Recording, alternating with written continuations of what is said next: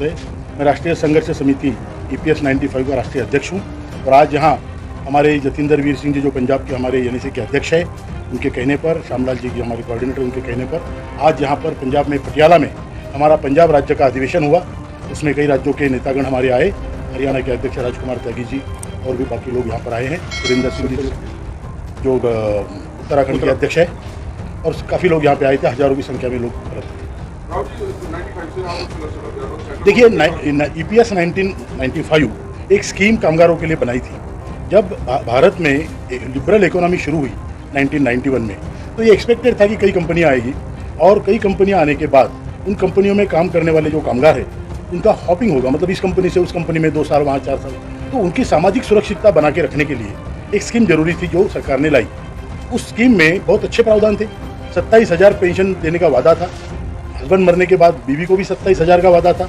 दोनों मरने के बाद 27 लाख रुपए उसके वारिस को मिलने का वादा था।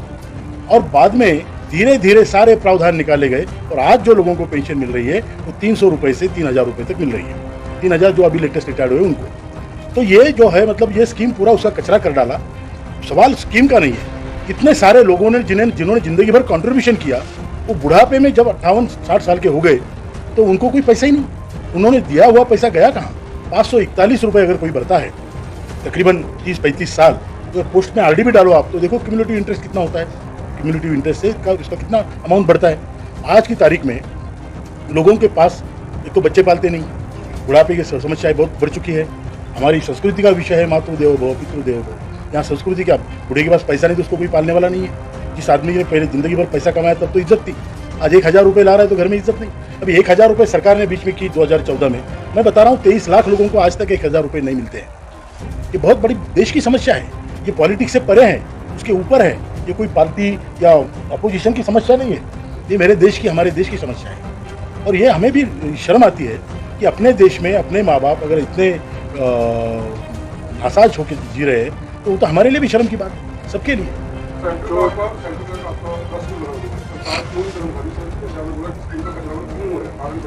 इसके कारण कई हो सकते हैं, मैं उस पर कॉमेंट नहीं कर सकता, लेकिन मेरा पूरा यकीन है कि स्कीम के पैसे हर गवर्नमेंट में जो भी आया उसने कहीं और यूटिलाइज किए होंगे। कहीं जैसे कंपनियां डूबती है वैसे डूबती हुई कंपनियों में पैसे लगा दिए होंगे, जो फंड्स रेज नहीं होंगे उनमें पैसे लगाए होंगे, क्योंकि यहाँ पूछने वाला तो कोई नहीं। इसके 43 ट्रस्टीज़ है, 43 ट्रस्टीज़ है CBT में, सेंट्रल बोर्ड ऑफ ट्रस्टी, जिसके अध्यक्ष श्रम मंत्री होते हैं। अब श्रम मंत्री क्या, इसी सरकार में 3 श्रम मंत्री बदल गए। परमानेंसी नाम की कोई चीज़ नहीं है। उसमें CPFC एक ओहदा होता है, सेंट्रल प्रोविडेंट फंड कमिश्नर। वो जो CPFC है वो उसका सेक्रेटरी है। अब वो कमिश्नर है और इतने सारे पैसों का वो सेक्रेटरी है। और उसके बाद जो मेंबर है उसमें कई कंपनियों के हैं, कई सरकार के नुमाइंदे हैं, तो कई कामगारों के हैं। कामगारों के 10 प्रतिनिधि उसमें होते हैं जो ये फंड का ट्रस्ट में है, फंड के ट्रस्टीज़ में है। तो ट्रस्टीज़ का क्या उपयोग होता है? ट्रस्टीज़ का ये होना चाहिए कि फंड को कैसे बढ़ाया जाए और जो बेनिफिशियरीज है जिन्होंने फंड बनाया उनकी भलाई कैसे हो। तो इन्होंने भलाई तो किसी की देखी नहीं और बस अपना मीटिंग करते रहे। और आज की तारीख में लोगों को 300 से 3,000 पेंशन है, हम आपके सामने। कहीं ना कहीं इस बात का मानते हैं कि लोगों में इस स्कीम को लेकर अवेयरनेस नहीं है। लोग अपना प्रोविडेंट फंड जो है कटवाते हैं कंपनियों में, उनको बस यही बताया था कि बाद में आपको फंड मिलेगा। पेंशन के बारे में लोगों को जागरूकता, ये बिल्कुल ये बात भी सही है।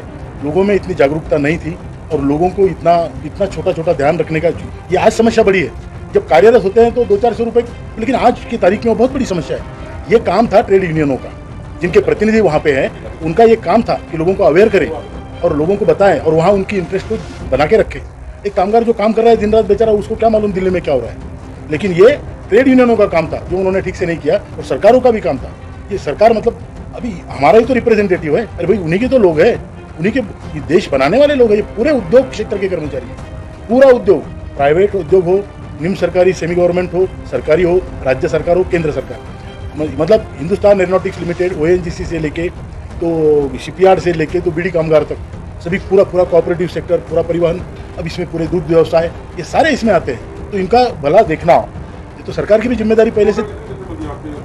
देखिए, इसमें 70 लाख पेंशनर्स हैं, 70 लाख पेंशनर्स, और 6 करोड़ लोग वो है जो कल पेंशनर्स होंगे, आज पैसे भर रहे हैं आज की तारीख में। जो आज की तारीख में वो भी अवेयर नहीं। जब 50,000 की पेमेंट पाने वाला जब 1,000 पेंशन पाएगा तब वो जागरूक होगा। इस मामले को लेकर जो फैसला में पहले बताया कि बीमा मार्जिन से आपकी बात हुई है और नहीं, देखिए, राजनेताओं से बात हुई है। नहीं, हमारी बात, हमने भारत के जितने सांसद हैं कम से कम राज्यसभा और लोकसभा दोनों सभी को कम से कम 7 बार निवेदन दिए हैं। 7 बार निवेदन दिए। उसके बाद हमने श्रम मंत्री से कम 20 बार मुलाकातें, सिर्फ मुलाकातें नहीं, मीटिंगें की। पावर पॉइंट प्रेजेंटेशन श्रम मंत्रालय में किए, वो भी संडे के दिन किए ताकि उनको ज़्यादा समय मिले। ये सारी चीज़ें हुई।